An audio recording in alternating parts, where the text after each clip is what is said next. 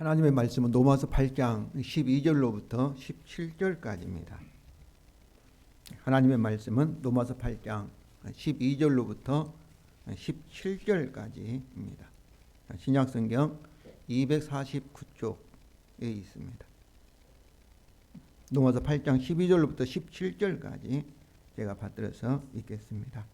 그러므로 형제들아 우리가 빚진 자로 돼 육신에 져서 육신대로 살 것이 아니니라. 너희가 육신대로 살면 반드시 죽을 것이로되 영으로서 몸의 행실을 죽이면 살리니 무릇 하나님의 영으로 인도함을 받는 사람은 곧 하나님의 아들이라.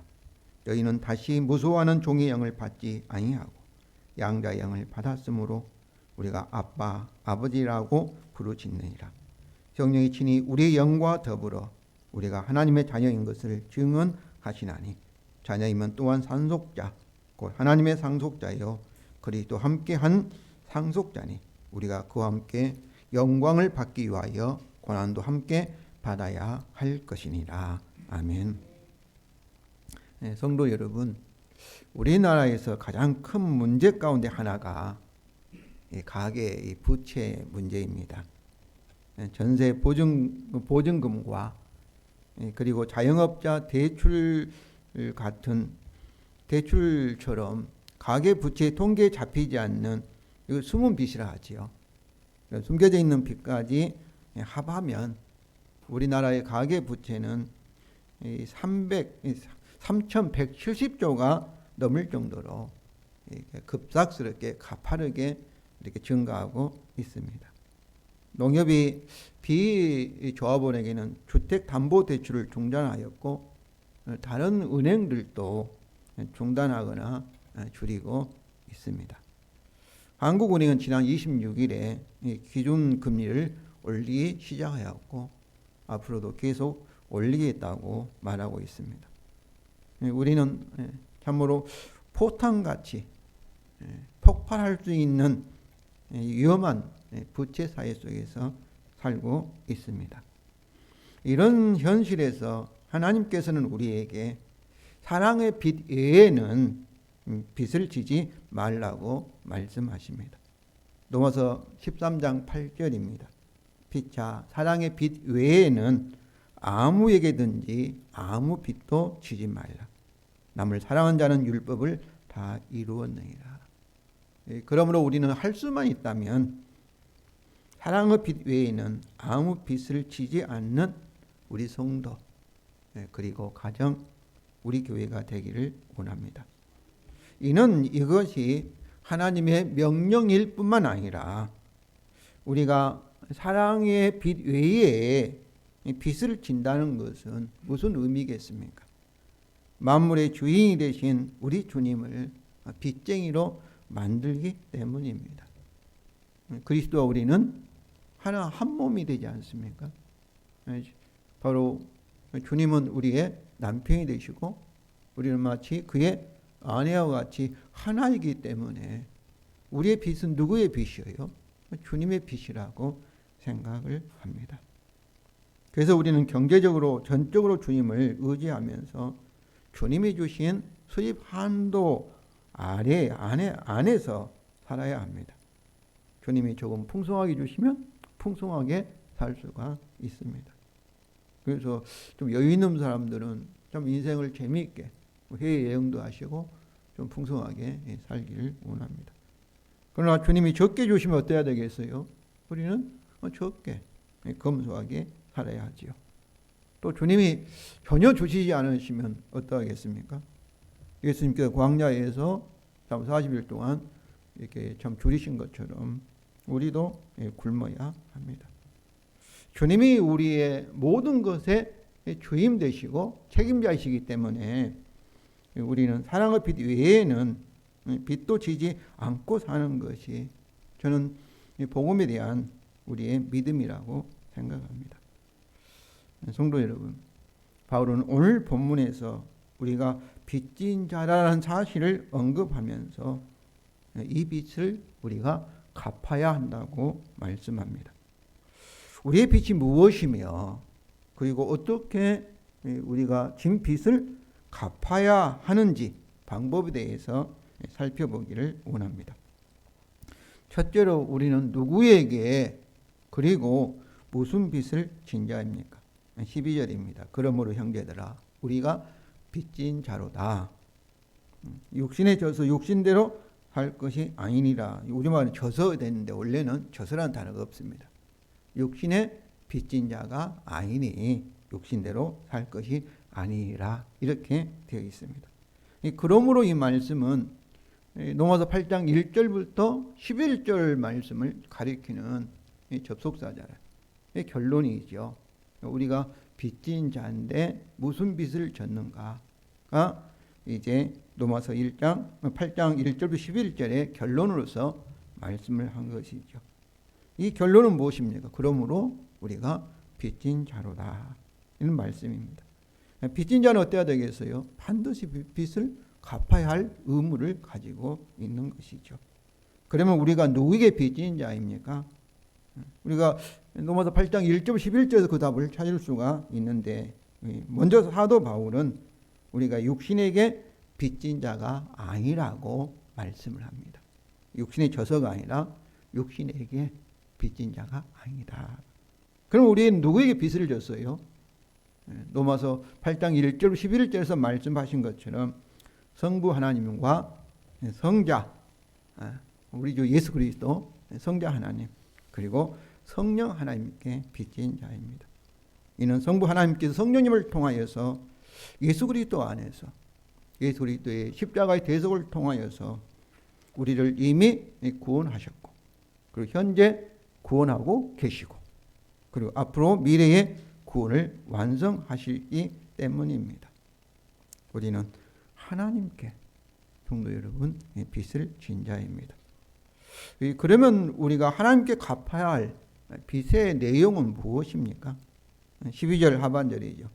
육신대로 살 것이 아니니라. 이렇게 되어 있지만은 성령에 따라 살 것이니라가 생략되어 있습니다. 우리가 하나님께 갚아야 할 빚은 육신대로 사는 것이 아니라 이제는 어떻게 사는 거예요? 성령에 따라 이제 살아야 한다는 것입니다. 육신에 따라 산다는 것은 우리가 구원받기 전에 세상 사람들의 살아가는 방법이죠. 이제는 그렇게 살 수 없다는 거예요. 복음으로 우리가 재창조되어서 새로운 피조물이 되었으니 이제는 구원받은 자로서 우리가 옛날에 살았던 그런 방법대로 살 것이 아니라 어떻게 살아야 되는 거예요? 성령에 따라 살아야 한다는 것입니다. 육신에 따라 사는 것은 무엇입니까? 우리가 자신을 위하여 그리고 자기 스스로 열심히 사는 방법이 육신에 따라 사는 것입니다. 그러나 성령에 따라 사는 것은 이 반대이지요. 자신을 위하여 살지 않고 누구를 위해서 하나님과 다른 사람을 위하여서 이것을 사랑이죠. 하나님을 사랑하고 이웃을 사랑함으로 사는 것이고 그리고 자기 스스로 자기 힘으로만 사는 것이 아니라 어떻게 사는 거예요? 성령을 따라서 성령을 의지해서 사는 것입니다. 그러면 하나님께 대한 우리의 빚은 우리가 성령을 따라 하나님과 이웃을 사랑함으로 믿음으로 사는 것입니다. 이것이 사랑의 빚이죠. 우리가 지는 빚은 또 믿음으로 사는 방법이죠. 이것이 율법이 가르치는 내용이고 그리고 복음이 가르치는 하나님의 지혜입니다. 이것이 지난주에 살펴본 것처럼 하나님 형상으로 창조함을 받은 인간의 목적이고 그 인간이 살아가는 존재의 방법입니다. 성도 여러분, 이렇게 자신을 위하지 않고 참으로 하나님을 사랑하고 내 이웃을 위하여 살아가는 것, 사랑의 빛을 하나님께 갚아가는 것은 결국 누구를 위한 것입니까? 자기 자신을 위하는 최고의 지혜입니다. 우리가 이 마이크를 생각해 보세요. 마이크는 누구를 위해서 마이크가 존재합니까? 마이크를 사용하는 저를 위해서 마이크가 열심히 참으로 사랑으로 이렇게 일하고 있습니다. 근데 마이크가 문제가 있어서 이 기능을 발휘하지 못하면 저를 위해서 일하지 않으면 어떻게 되겠어요? 그거는 고장난 마이크여서 우리는 마이크를 다른 마이크로 바꿔 버릴 것입니다. 이와 마찬가지로 하나님께 우리를 만드실 때 살아가는 방법은 사랑으로, 나를 위해 먼저 생각하지 않고 먼저 하나님과 그의 나라, 다른 이웃을 위해서 살도록 우리를 만드셨고, 우리가 그렇게 살 때 그때는 어떤 거예요? 결국 나 자신을 위해서 살아가는 최고의 방법이요 지혜라는 것을 아시기를 바랍니다. 그래서 사도 바울은 우리가 하나님에 대한 우리의 빛, 다시 말하면 우리가 육신에 따라 살 수 없고 성령에 따라 살아야 할 그 이유를 창조 언약, 율법 언약의 원리를 가지고 설명합니다. 13절입니다. 왜냐하면 이제 이유를 말하잖아요. 너희가 육신대로 살면 반드시 죽일 것이로되 영으로서 몸의 행실을 죽이면 살리니. 여기 살면 죽이면은 현재형으로서 계속 반복적으로 계속되는 행위를 의미합니다. 그런데 성령에 따라 사는 것은 뭐로 표현되어 있습니까? 영으로서 몸의 행실을 죽이면 이렇게 표현되어 있습니다. 이는 육신에 따라 살면 어떻게 살 수 없어요? 성령에 따라 살지 않는 것이고, 반대로 성령에 따라 살면 그것은 따라 살면 육신에 따라 살지 않는 것입니다. 이 둘 중에서 우리는 그 하나에서 살 수밖에 없습니다. 중간지대에는 없는 것이죠. 그래서 바울은 성령에 따라 사는 것은 성령으로서 육신에 따라 살려고 하는 몸의 행실을 죽이는 것으로 이렇게 말한 것입니다. 이 13절은 무슨 원리예요? 창조 언약의 원리죠. 율법이 작용하는 이 원리이죠. 육신대로 사는 것은 언약을 범하는 죄를 짓는 것이고 그 결과는 무엇입니까? 사망이죠. 율법 언약 뭐예요? 불순종하면 사망이고, 율법 언약을 다 지키는 순종하면 생명과 복입니다. 영으로서 몸의 행실을 죽이는 것은 바로 성령에 따라 그 언약을 지키는 거죠. 순종하는 거죠. 그 결과는 생명과 복입니다. 이처럼 창조 언약에 따라 하시는 것이 하나님이 행하시는 영원한 사역의 원리입니다. 이것이 창조 언약에 작용하는 일반적 원리인데, 우리가 육신대로 계속 산다는 것은 어떤 의미입니까? 그것은 우리가 하나님께 빚진 자라는 사실을 알지 못하고 있다. 우리가 로마서 8장 1절부터 11절에서 말한 하나님의 복음을 잘 이해하지 못하고 있다. 심지어 우리가 그 복음을 믿지 못하고 있다는 것을 의미합니다. 따라서 그런 우리는 성령이 없는 육신에 속한 사람이며 계속 육신에 살다가 그 마지막은 사망의 심판을 받게 될 것이라는 의미입니다. 그러므로 13절 말씀은 우리가 구원을 받았다가 육신대로 살면은 그 구원을 잃어버리게 된다는 것이 아닙니다. 이것은 그리스도의 죽음으로 창조 언약을 다 이룬 하나님의 은혜의 복음으로 구원을 받았으니 우리는 더 이상 육신을 따라 살 수 없고 성령에 따라 살아서 하나님께 우리의 빚을 갚아야 한다는 것을 강조하고 있는 것입니다. 그러니까 더 이상 우리는 육신에 따라 살 수 없다. 이제는 성령에 따라 살 수밖에 없다 하는 것을 말하고 있습니다. 또한 바울은 하나님에 대한 우리의 빚, 즉 우리가 육신에 따라 살 수 없고 성령에 따라 살아야 할 이유로 우리가 하나님의 아들이라는 사실을 제시합니다. 14절입니다. 왜냐하면 무릇 하나님의 영으로 인도함을 받는 사람은 곧 하나님의 아들이라는 거죠. 이것은 13절 내용을 다른 용어로 반복한 것입니다. 하나님의 영으로 인도함을 받는 사람은 어떤 사람입니까? 영으로서 몸의 행실을 죽이는 사람입니다. 따라서 성령에 따라 사는 것은 우리가 살고, 그리고 우리가 몸의 행실을 죽이는 것이지만은 그것은 우리가 성령으로 인도함을 받는다는 것입니다. 이것은 성령이 우리가 하나님께 빚을 갚아 주시는 것을 주도하신다. 그런 의미입니다. 우리는 다만 성령님을 의지하여 믿음으로 순종하는 것입니다. 우리가 이렇게 하나님께 빚을 갚을 수 있는 것은 우리의 신분이 하나님의 아들이기 때문입니다.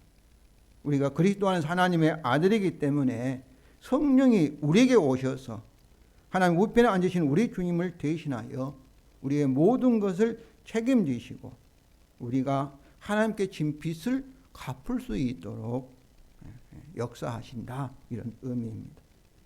요한복음 14장 18절입니다. 내가 너희를 고아처럼 버려두지 아니하고 너희에게 오시리라. 예수님이 제자들에게 하신 말씀이죠. 이 약속의 말씀대로 우리 주님은 오순절에 성령님으로 우리에게 다시 오신 것입니다. 그래서 우리가 하나님의 아들이기 때문에 이제 육신에 따라 살 수 없고 어때 성령에 따라 살아야 된다, 이런 말씀이죠. 이제 우리는 하나님의 아들로서 어떻게 우리 빚을 갚을 수 있을까요? 우리가 어떻게 육신에 따라 살지 않고 성령에 따라 살 수 있을까요? 어떻게 성령으로서 우리 몸의 행실을 죽일 수 있을까요? 어떻게 우리가 성령으로 인도함을 받을 수 있을까요? 그것은 15절 이렇게 하반절입니다. 15절 하반절 우리가 아빠, 아버지라고 부르짖느니라. 우리가 하나님을 아빠라고 부르짖는 것이 우리가 해야 할 것입니다. 바로 오늘 본문에서 이것이 우리가 하나님께 우리 빚을 갚을 수 있는 방법입니다. 이것보다 우리에게 더 요구하는 것은 오늘 본문에서 찾을 수가 없습니다.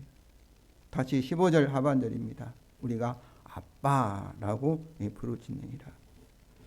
여기서 이 아버지라는 이 단어는 아바, 원래 아빠가 아바, 이 그런 이 아람어인데 이 헬라어로 이 신약 성경이 기록되었잖아요. 그래서 아람어를 알지 못하고 있는 로마 교회 성도들에게 헬라어로 아바라는 것은 아버지라는 의미다고 이렇게 설명하고 있습니다. 부르짖는다 이 말씀은 뭐겠어요? 우는 거죠. 우는 거죠.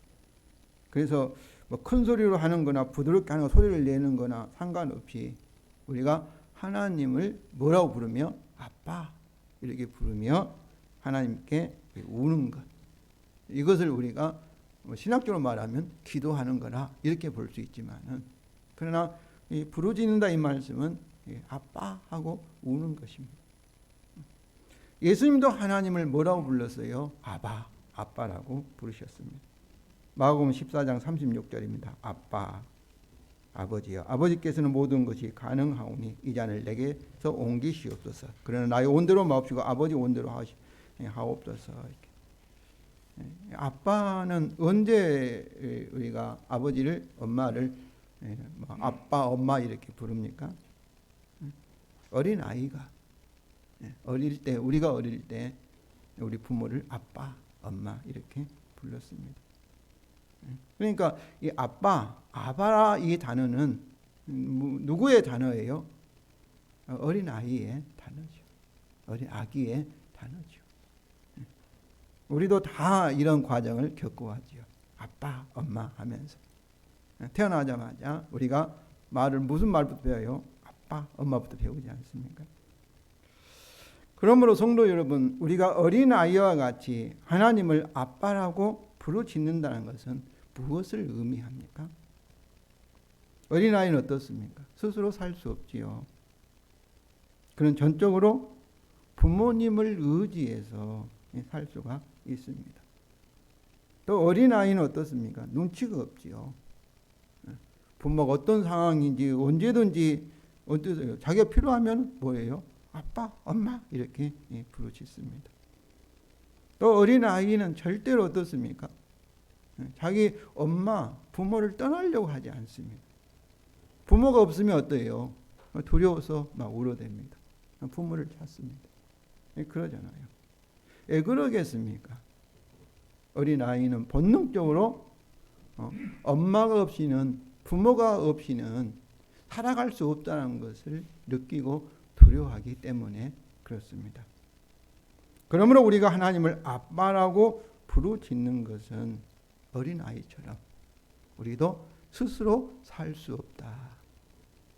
우리는 전적으로 하나님을 의지해서, 어린아이가 자기 부모에게 의지해서 부모의 사랑으로, 부모의 관심으로, 부모의 돌보심에 의해서 살아가는 것처럼 우리는 스스로 사는 건 뭐예요? 육신에 따라 살 수 없고 전적으로 하나님의 사랑, 하나님 아버지의 관심에 의해서 우리가 살아갈 수 있다는 것을 말하고 있습니다.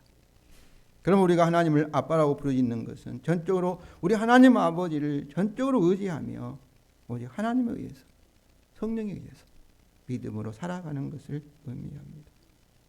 바로 어린아이가 자신을 이렇게 의지하지 않고, 의지할 수도 없지요. 의지하려고도 않지요. 이걸 신학적으로 말하면 자기를 부정하고 스스로 살려고 하는 것을 부정하고, 어떤 거예요? 전적으로 자기를 부인하고 전적으로 주께, 주님 대신 오신 성령님께 의지하는 것, 성령을 따라 사는 것을 말하고, 이것이 무엇입니까? 이것이 믿음으로 사는 길인 것입니다. 그래서 예수님께서는 제자들에게 어린아이와 같이 되라고 말씀하셨습니다. 마태복음 18장 3절부터 4절이죠. 진실로 너희에게 이르노니 너희가 돌이켜 어린 아이들과 같이 되지 아니하면 결단코 천국에 들어가지 못하리라. 그러면 누구든지 어린 아이와 같이 자기를 낮추는 사람이 천국에서 큰 자니라. 여기서 어린 아이들과 같이 되는 것 또는 어린 아이 같이 자기를 낮추는 것은 단순히 예의 바르고 또 단순한 의미에서 겸손을 말하는 것이 아닙니다. 이것은 하나님 앞에서 우리 스스로는 살 수 없다는 것을 인정하고 전적으로 하나님만을 의지하고 믿는 것을 말하는 것입니다. 이것은 우리가 창조주 앞에서 스스로 존재할 수 없는 피조물이라는 것을 철저하게 인식하고, 그리고 우리는 하나님의 피조물로서 창조주이신 하나님에 의해서 존재하는 것, 오직 하나님을 믿음으로 사는 것을 말합니다. 성도 여러분, 이것을 알고 이렇게 사는 사람을 성경에서는 진정한 의미에서 겸손한 사람이라 이렇게 말하는 것입니다. 그러나 하나님 없이 내 스스로 나는 할 수 있다, 내 스스로 살 수 있다, 이것을 반대로 뭐예요? 교만한 자, 이렇게 말하는 것이죠. 곧 자기가 하나님 노릇을 하고 자기 인생의 주인 노릇을 하는 그런 사람을 우리가 교만한 사람이라 이렇게 말합니다. 예수님은 어린아이와 같이 하나님을 아빠라 부르시면서 사셨습니다. 예수님은 전적으로 하나님 아버지를 의지해서 믿음으로 사신 것입니다. 요한복음 5장 30절입니다. 내가 아무것도 스스로 할 수 없노라. 예수님은 스스로는 아무것도 할 수 없다는 거예요. 그러니까 예수님이 참으로 어린이 되셔가지고 뭐 스스로 아무것도 할 수 없다는 것, 이 말 뭐였어요? 스스로 하는 것은 뭐예요? 하나님 아버지께서 원하지 않는 죄를 짓는 거라는 거죠. 그러니까 스스로 살지 않겠다. 스스로 살아서 내가 죄를 짓지 않겠다. 이런 말씀인 것이죠. 나는 나의 뜻대로 하려 하지 않고 나를 보내신 이 뜻대로 하려 함으로 내 심판은 의로우니라. 예수님 십자가에서도 자신의 아빠를 전적으로 신뢰하며 믿으셨습니다. 마가복음 14장 36절이죠. 아빠 아버지여, 아버지께서 모든 것이 가능하오니 이 잔을 내게서 옮기시옵소서. 그러나 나의 온대로 마옵시고 아버지 온대로 하시옵소서. 예수님은 전적으로 아빠 하나님께 자기 자신을 맡기고 죽기까지 믿음으로 사신 것입니다.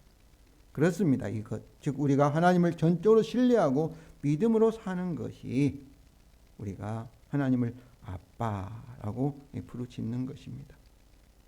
성도 여러분, 우리가 하나님께 갚아야 할 빚은 우리 스스로 갚는 것이 아니라 하나님께서, 우리 아빠가 되신 하나님께서 우리를 통하여 성령의 능력으로 갚으시는 것입니다. 그러므로 우리가 진 빚은 무거운 빚이 아니라 무슨 빚이에요? 하나님 사랑으로 갚을 수 있는 빚, 하나님 은혜로 갚을 수 있는 은혜의 빚입니다. 다시 말하면 오직 믿음으로 갚을 수 있는 빚입니다. 이것이 새 언약의 복음입니다. 다만 우리에게 요구되는 것은 어린아이가 자신의 부모에게 아빠하며 우는 것처럼 우리도 아빠하며 전적으로 하나님을 의지하며 믿는 것입니다. 믿음입니다. 갈라디아 5장 6절입니다. 그리스도 안에서 할례나 무할례나 효력이 없으되 사랑으로서 역사하는 믿음뿐이니라. 그렇습니다. 오직 믿음입니다. 믿음. 이것보다 우리에게 더 요구되는 것은 없습니다. 우리가 진정으로 믿으면 어떠하겠어요? 하나님을 아빠하고 우리 자신을 하나님께 맡기셨는데 아빠이신 하나님께서 우리를 외면하시고 우리를 돌보지 않으신다면 어떻게 되겠어요? 요즘 젊은이들이 결혼하고 아기를 낳는데 귀찮아서 방치해가지고 아기가 죽어버린 사건들이 종종 있습니다. 그때 어떻게 됐습니까? 경찰이 와서 그를 체포하고 재판을 넘기고 그리고 판사가 어떻습니까? 크게 호통을 치면서 그리고 그에게 벌을 주고 있습니다. 우리 하나님도 마찬가지예요. 우리가 아빠하고 내 자신을 하나님께 전적으로 믿음으로 맡겼는데 하나님께서 외면해버리면 어떠겠어요? 요즘 자기 자신을 방치해서 죽음에 이르게 그 악한 부모와 같은 하나님 아버지가 되어 버리실 것입니다. 그렇지 않겠어요? 우리가 해야 할 일은 아빠하며 우리 자신을 하나님께 맡기고 그러면 그 책임은 누가 지십니까? 이제 하나님 아버지께서 지시는 것입니다. 성령이 우리를 인도하시는 것도 누구 책임이에요? 우리가 믿음으로 맡기면 하나님의 책임입니다. 하나님의 복음으로 약속하셨고 새 언약으로 약속하셨기 때문에 이것을 하나님이 반드시 지켜야 하시는 것이 하나님의 의로움이고 공이고 그리고 신실함이고 그리고 그것이 하나님의 거룩함입니다. 그러므로 성도 여러분, 진정으로 우리가 믿으면 반드시 하나님께서 성령을 통하여 순종의 열매, 사랑의 열매를 맺게 하시고 그리고 빚을 갚게 하실 것을 믿으시기 바랍니다. 우리가 어린 아이와 같이 하나님을 아빠라고 부르짖을 수 있게 하기 위하여 또 우리가 전적으로 하나님을 의지하고 믿음으로 살 수 있게 하기 위하여 우리가 육신에 따라 살지 않고 성령에 의하여 사랑에 따라 살아서 하나님께 사랑의 빚을 갚도록 하기 위하여 바울은 성령의 세 가지 사역을 설명을 합니다. 이 성령의 세 가지 사역은 거의 같은 내용입니다. 우리가 하나님의 아들이다. 하나님이 우리가 아빠라고 부를 수 있는 우리의 아버지가 되신다는 것을 강조하기 위해서 반복하고 있습니다. 첫째는 15절 전반절입니다. 왜냐하면 너희는 다시 무서워하는 종의 영을 받지 아니하고 양자의 영은 아들이 되게 하는 영입니다. 아들의 영이 되게 하는 영을 받았다. 여기서 받았다는 동사는 부정과거. 우리가 예수님을 믿을 때 그때 성령을 받았다는 것을 이렇게 말하고 있습니다. 그런데 여기서 너희는 다시 그랬잖아요. 우리가 성령 받기 전에 우리는 무슨 영을 받았어요? 무서워하는 종의 영을 받았다는 것을 가리킵니다. 당시의 종 노예들은 주인에 대해서 무서워하였습니다. 주인이 무서웠어요. 주인은 자신의 종에 대해서 엄격하였기 때문에 그렇습니다. 죽일 수도 있었고 팔 수도 있었고 아무 잘못도 없어도 때릴 수도 있었고 그런데 잘못을 하면 어떠겠어요? 얼마나 엄격하였겠어요. 주인이 사람 취급하지 않았는데 자기 재산 취급하였는데 그런데 우리가 받은 양자의 성령은 이와 같이 무서운 두렵게 하는 종의 영이 아니라는 거예요. 그러니까 우리가 받은 하나님의 영은 그 반대로 어떤 영이에요? 무섭게 하지 않는. 무서운 반대는 뭐겠어요? 우리를 사랑하게 하고 우리를 어떻게 해요? 안심하게 하고 그리고 우리가 하나님 아버지를 두려워하지 말고 아빠라고 어린아이가 엄마 아빠에게 달려가서 엄마 아빠부터 막 우는 것처럼 그렇게 하는 이 양자의 영이라는 것입니다. 무서운 반대는 무엇입니까? 우리가 평안 이렇게도 생각할 수 있지만 성경에서 무서운 반대는 믿음입니다. 믿음. 마가복음 4장 40절입니다. 제자들에게 이르시되 어찌하여 이렇게 무서워하느냐? 어찌하여 너희가 어찌 믿음이 없느냐? 예수님은 제자들이 무서워하는 것이 믿음이 없는 것으로 표현하십니다. 주님의 능력과 그리고 주님에 대한 사랑에 대한 믿음이 없기 때문에, 믿지 못하기 때문에 그들이 무서워하고 두려워하였다는 것이죠.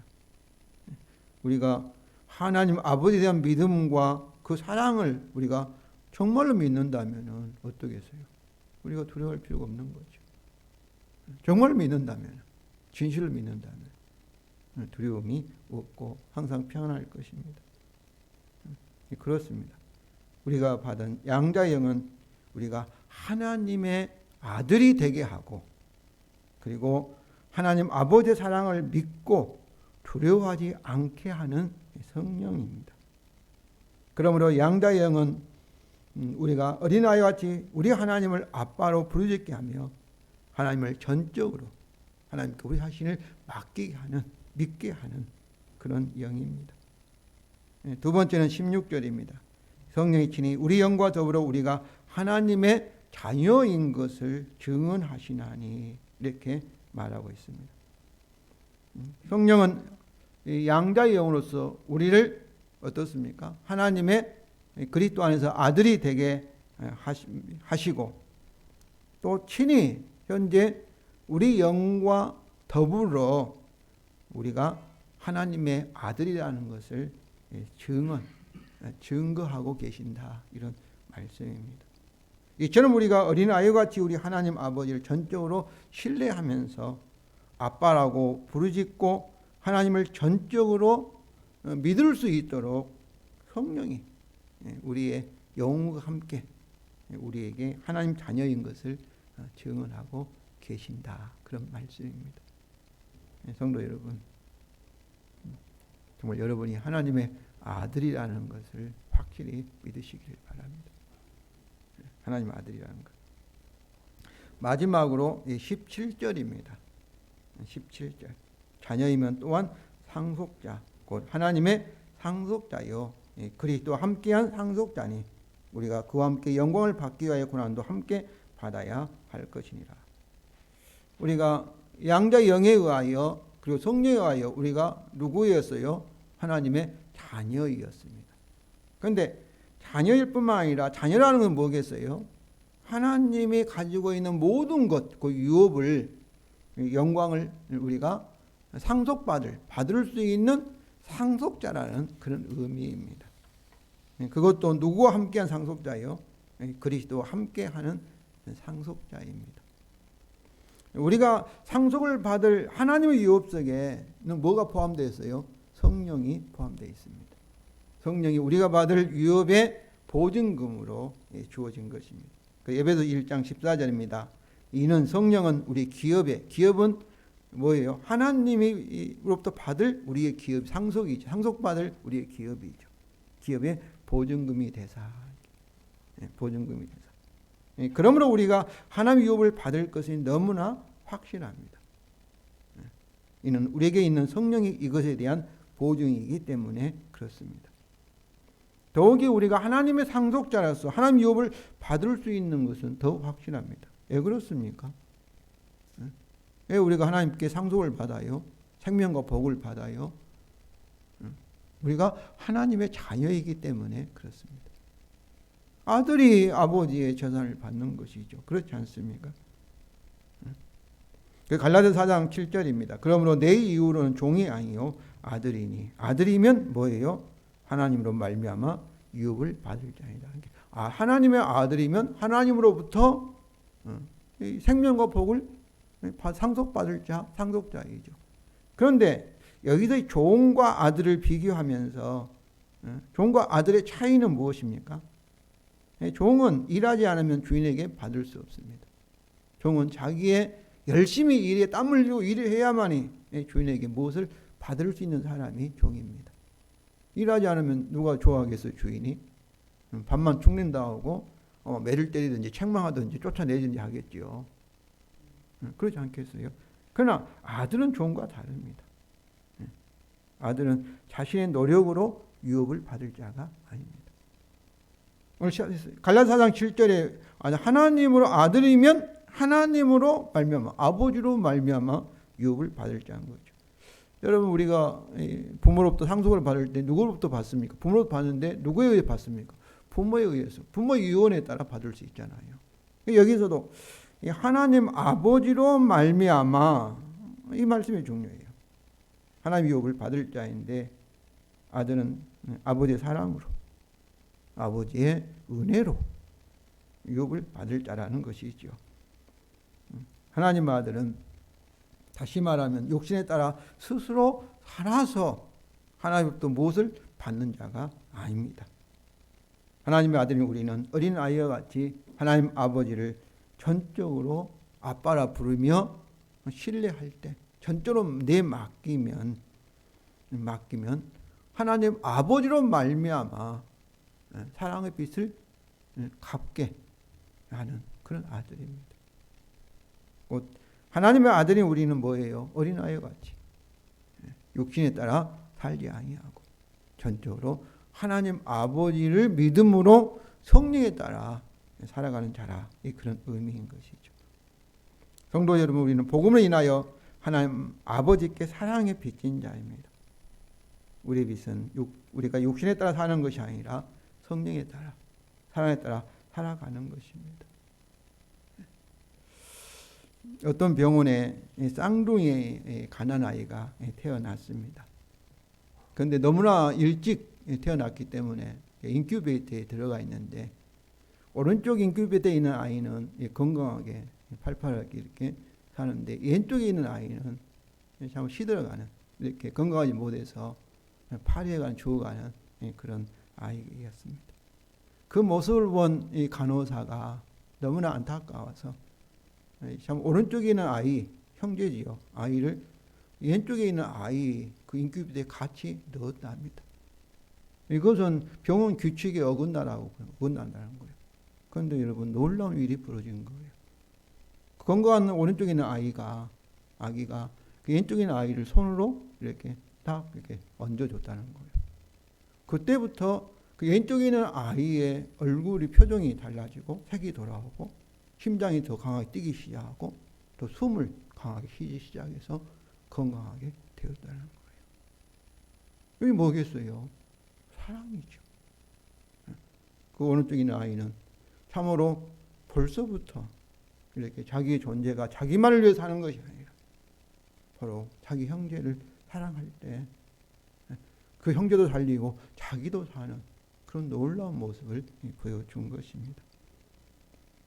왜냐하면 이것이 우리는 스스로 살아가도록 창조되지 않았고 하나님과 내 이웃을 먼저 사랑하도록 창조를 받았고 죄를 지어서 바로 이런 사는 방법을 잃어버리고 육신대로 자기만을 위해서 자기의 방법을 살아가는 그런 타락됨, 고장난 그런 모습을 살았는데 하나님께서 우리 주 예수 그리스도를 우리에게 보내주시고 그렇게 살지 않은 다르게 살 수 있는 하나님과 이웃에게 사랑의 빛을 지는 삶, 다시 말하면 스스로 살지 아니하고 성령에 따라 믿음으로 살아가는 그런 삶의 지혜를 우리에게 보여주시고 우리에게 오늘 본문을 통해서 이 빚을 갚을 수 있다 이렇게 말할 수 있습니다. 말하고 있는 것입니다.